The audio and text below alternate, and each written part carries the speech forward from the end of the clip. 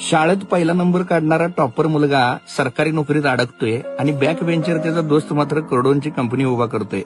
असं का मित्रांनो? तुम्ही कधी विचार केलाय का? कारण सिस्टीम फिक्स नाही, ती हॅक करायची असते. तुम्हाला नेहमी शिस्त लावा, नियम पाळा, लाईनमध्ये उभे राहा असं शिकवलं जाते.